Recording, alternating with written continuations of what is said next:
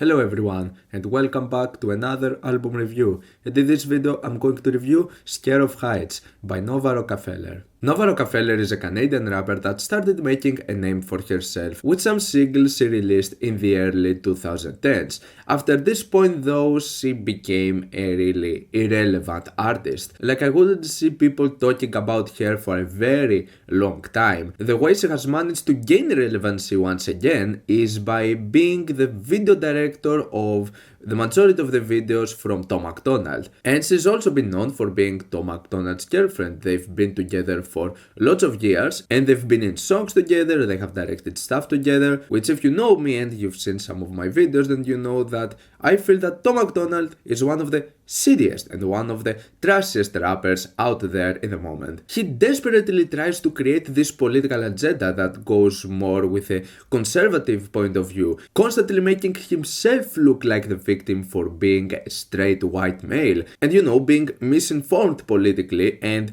shoving his opinions down your throat. And many of his fans buy it. Tom MacDonald has actually successfully managed to create a really huge audience for himself, especially with the two tracks that he did this year, Fake Woke and Cancelled, which I'm not even going to bother talking about how silly those tracks are. But you know what, maybe I'm in the wrong for rejecting his facts and logic and how truthful he is, because this guy tells the truth and you're only doing this for attention.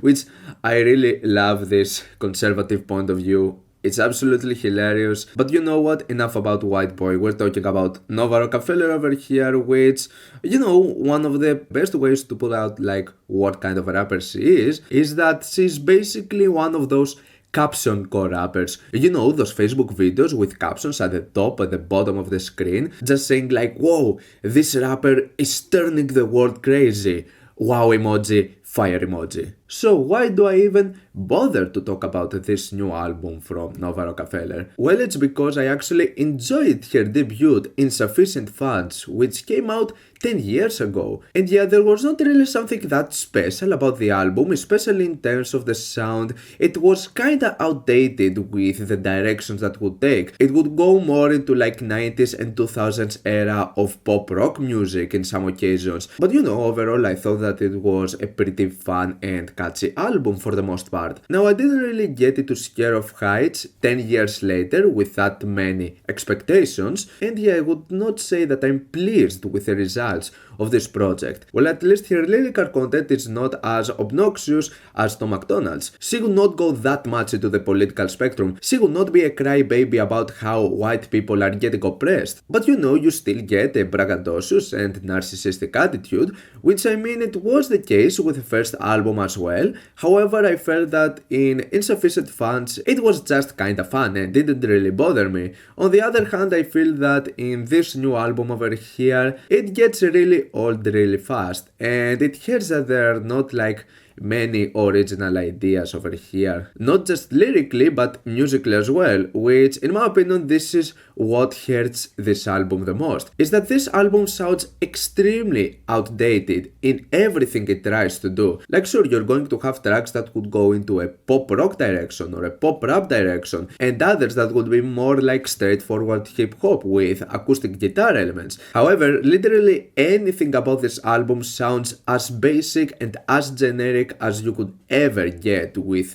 anything that comes to the instrumentals. And also Nova's weak delivery on the vocals doesn't really help, especially when it comes to the hooks, where her singing abilities are certainly not the greatest. Now, this is a pretty short album, it only goes for 10 tracks and it's 30 minutes long, and it doesn't really have that many things to say other than that. It's certainly not a god-awful album though, it definitely has its moments, especially with some of the teaser tracks. I actually kinda enjoyed the first track, Hey You. I thought it was pretty interesting, I like the dynamics to it, and it certainly has the nicest hook out of this entire project. The other track I ended up sort of enjoying was Did Your Best. I feel that this track had a really nice acoustic guitar melody. I'd like for the chorus on this thing to be slightly more dynamic and have sort of a different melody to it, as the acoustic guitar portions in the verses end up sounding more passionate. But other than that, for the most part, this album just tries to go into different directions from some really outdated sounds. You have the track sometimes that sort of tries to sound like a synthwave song, but it's like the most basic approach you can take on this genre. The track The Light has definitely the most overblown chorus out of this whole project. It really feels like I'm listening to a cheap knockoff of Imagine Dragons. It is that obnoxious. But for me, the worst moments come halfway towards this album with the track Gang Gang featuring Tom MacDonald, which in that case my issue is not with Tom MacDonald. I'm fine with his delivery and his lyrics on this thing. However, this song just sounds way too lifeless, and the thing is that this track in particular feels like it tries so hard to just sound more emotional, more captivating compared to anything else in this album. However, it just fails with how weak the mixing is and how basic the entire instrumentation of this thing is. Also, it has almost zero melody to it. It just feels so flat. This is also the case with the next track, Into Deep, which in my opinion has the worst chorus out of everything else in this album. It just sounds really bad. And we also have the next track, Bike Racks, another one of those really boring and just so lifeless songs. And yeah, other than that, I don't really have that much else to say about this album. Like, the rest of the track listing over here is just really forgettable. And yeah, just like I said before, I think that the main thing that hurts this thing is how outdated it sounds. And even if it has some trap beats here and there, even in this occasion they used some of the most unimaginative and some of the most basic and outdated trap beats imaginable. This album really sounds like it was made back in the early 2000s, when this whole pop rock and pop rap sound would start emerging. But even if this album would come out 20 years ago, it would still be one of those albums that would be left off and no one would talk about, because there is really nothing all that special about it. I would much prefer to listen to this album compared to anything Tom MacDonald has done so far, but does that really say all that much? I don't think so. And you know, like I said, the thing is that I felt that her first album 10 years ago,